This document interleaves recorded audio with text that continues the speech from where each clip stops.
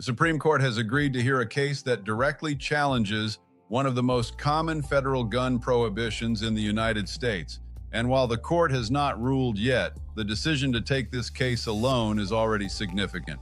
This case focuses on a federal statute that makes it illegal for certain individuals to possess firearms based on status, not based on a violent act. Specifically, it targets people classified as unlawful users of controlled substances under federal law.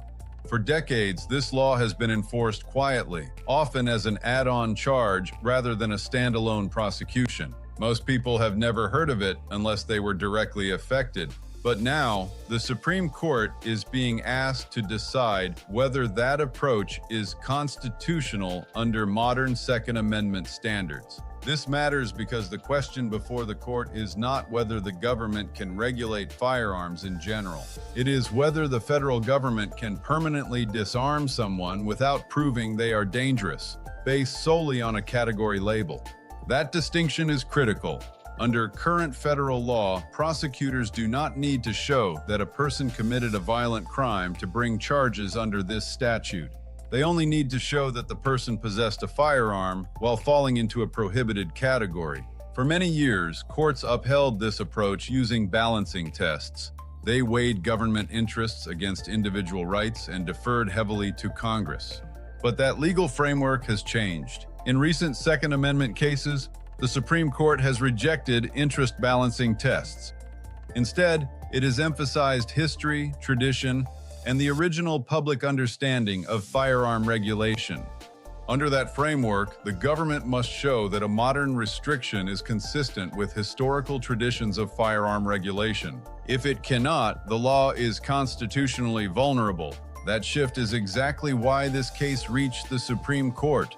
Lower courts have struggled to apply this new standard consistently. Some have upheld status-based bans, arguing that they are reasonable public safety measures. Others have questioned whether there is any historical tradition of disarming people solely because of nonviolent conduct. That disagreement created a split among courts. And when courts split on constitutional questions, the Supreme Court steps in. By agreeing to hear this case, the court is signaling that the issue is unresolved and important. It means at least 4 justices believe the current legal landscape is unstable and needs clarification. That alone has consequences. Federal agencies pay close attention to Supreme Court signals. When a statute appears constitutionally uncertain, enforcement often becomes more cautious. Prosecutors may delay cases, narrow charges, or rely on alternative statutes while waiting for guidance. So even before a final ruling, the decision to hear the case can affect real-world enforcement. And it's also important to understand what this case does not do. This is not a ruling that invalidates federal gun laws overnight.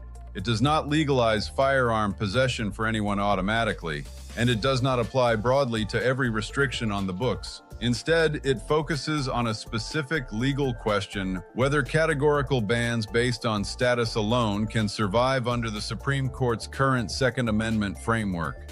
That question has implications beyond this single statute. If the court rules that status-based bans lack historical support, other federal prohibitions built on similar logic could face challenges. If the court upholds the law, it will likely do so with clearer reasoning and boundaries that lower courts must follow. Either outcome brings clarity, which is something the current system lacks. Another important aspect of this case is timing. Supreme Court cases move slowly. Briefing, oral arguments, and deliberation can take months. During that time, enforcement patterns may shift quietly behind the scenes. Gun owners often assume that nothing changes until a final opinion is released. But in reality, agencies and prosecutors adjust behavior in anticipation of rulings. This is why you sometimes see enforcement pull back or tighten without any formal announcement. The system is responding to legal risk. It's also why panic headlines can be misleading. When the Supreme Court takes a case, it doesn't mean a law has already fallen. It means the law is being tested against constitutional limits. For gun owners, the most important thing right now is awareness, not alarm. This is an ongoing legal process. The statute remains in place, but its foundation is being examined. As the case progresses, questions asked during oral argument, positions taken by the government, and signals from the justices will reveal a lot about how the court views the issue. Those signals often matter as much as the final decision. Historically, when the Supreme Court revisits foundational questions like this, it reshapes how lower courts approach similar cases. Even narrow rulings can have broad effects over time. That's why this case matters beyond the individuals directly involved. Federal gun laws are often enforced quietly through routine prosecutions and plea agreements. Most never receive national attention. A Supreme Court ruling forces transparency. It clarifies constitutional boundaries that agencies and courts must respect. Whether the court ultimately upholds or limits the statute, the result will influence how federal gun laws are enforced going forward. For now, nothing has changed yet, but something important is happening. The Supreme Court has reopened a major constitutional question about federal firearm prohibitions. And when the court finally answers it, the impact will extend far beyond this single case.